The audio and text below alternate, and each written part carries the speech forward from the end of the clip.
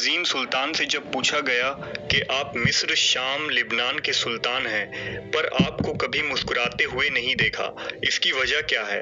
انہوں نے جواب دیا، میں کیسے مسکراؤں جبکہ بیت المقدس عیسائیوں کے قبضے میں ہے۔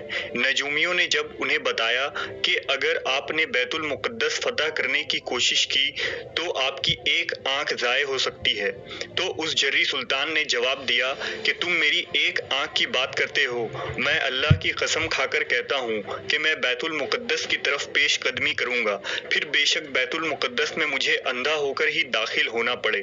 اور تاریخ گواہ ہے کہ وہ سلطان ایک دن بیت المقدس میں فاتح بن کر داخل ہوتا ہے اور شہر میں اللہ اکبر کی گونج پیدا ہوتی ہے۔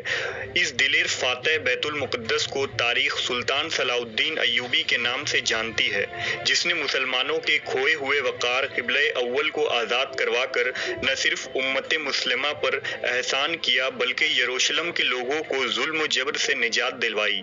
سلطان کا پورا نام الناصر صلاح الدین بن یوسف بن ایوب تھا، جو تاریخ کے ایک عظیم فاتح حکمران کے ناموں میں سر فہرست ہے۔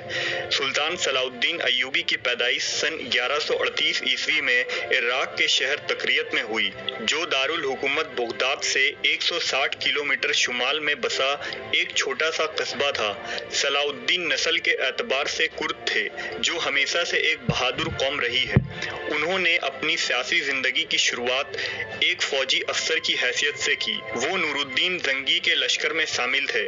جب نور الدین زنگی نے مصر فتح کیا تو اس فاتح لشکر کے امیر صلاح الدین کے چچا شیر کوہ تھے۔ اس جنگ میں صلاح الدین نے جس بہادری اور جرأت مندی کا مظاہرہ کیا، اس کے بعد سے ہی وہ منظر عام پر آ گئے اور لوگوں نے یہ بھانپ لیا کہ صلاح الدین غیر معمولی حکمت عملی اور مقصد رکھنے والا شخص ہے۔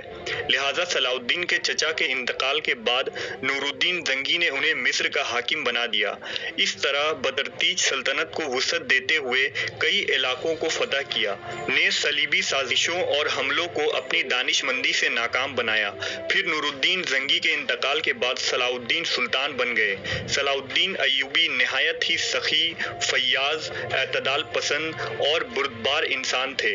ان کی شخصیت اتنی عظیم تھی کہ اس وقت کے عیسائی حکمراں اور امیر بھی ان کو عزت کی نظر سے دیکھتے تھے، اور آج بھی اہل یورپ انہیں احترام کی نگاہ سے دیکھتا ہے۔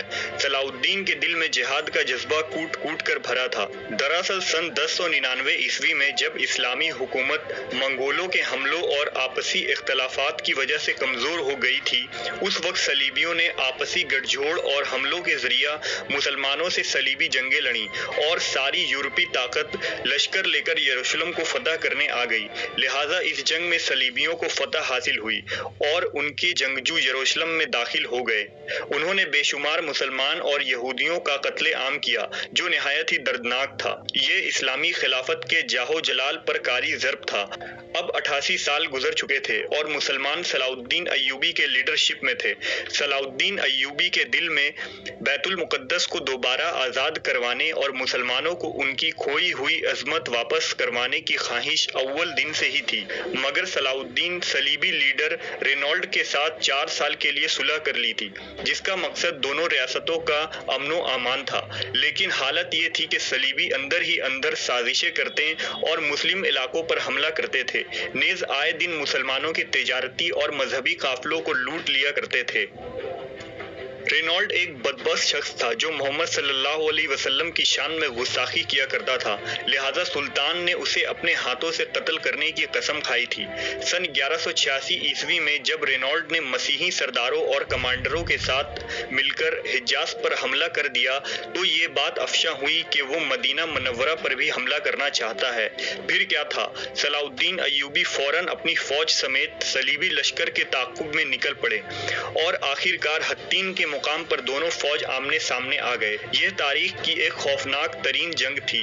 صلاح الدین نے جنگی حربے کے طور پر زمین پر ایک ایسا مادہ ڈلوایا جو آتش گیر تھی، جس سے آگ بھڑک اٹھی۔ اس جنگ میں 30,000 سے بھی زائد صلیبی اور عیسائی ہلاک ہوئے۔ رینالڈ کو گرفتار کر لیا گیا اور اپنے قسم کے مطابق اس گستاخ کا سر صلاح الدین ایوبی نے خود اپنے ہاتھوں سے قلم کیا۔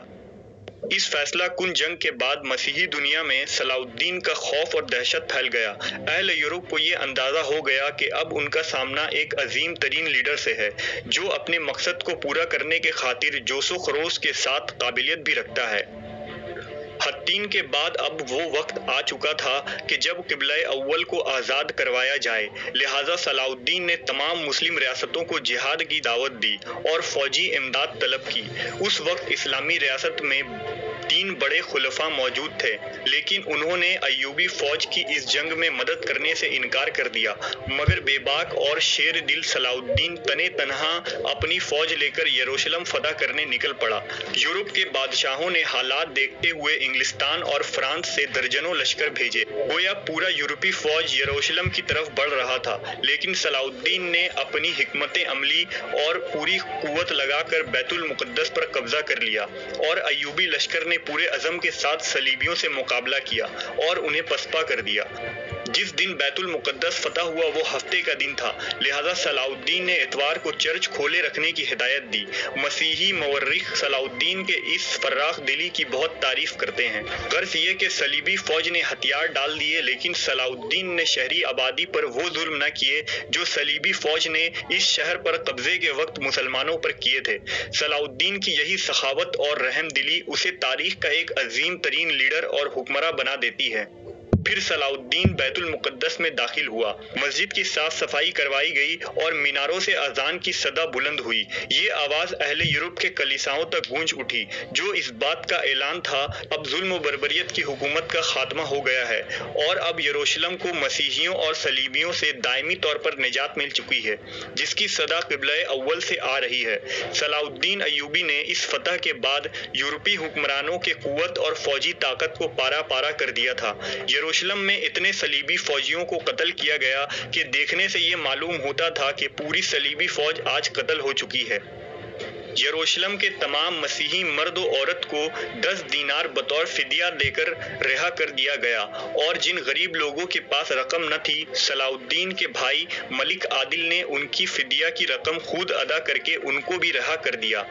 किसी को ना गुलाम बनाया गया, ना आम शहरियों को कत्ल किया गया। फिर बैतुल मुकद्दस पर मुसलमानों ने 761 साल तक मुसलसल हुकूमत की, यहाँ तक कि सन 1948 में वहाँ यहूदी रियासत का क़याम हुआ।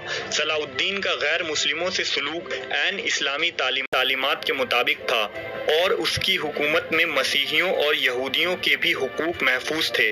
सलाउद्दीन ने यूरोपी ज़ायरीन के लिए भी यरूशलेम के दरवाजे खोल दिए। इस पर इंग्लैंड के बादशाह रिचर्ड शेरदिल ने कहा था कि जब तक सलाउद्दीन जैसा अजीम सुल्तान मौजूद है, यरूशलेम शहर महफूज रहेगा। आखिरी उम्र में सलाउद्दीन की ख्वाहिश थी कि वो हज करें, लेकिन उनके पास इतने पैसे ही नहीं थे कि वो अपनी ज़ाती रकम से मक्का का सफ़र कर सकें। जब उनका इंतकाल हुआ तो उनके घर से सिर्फ 2 दीनार बरामद हुए, जिससे कफन खरीदकर उनकी तदफीन की गई।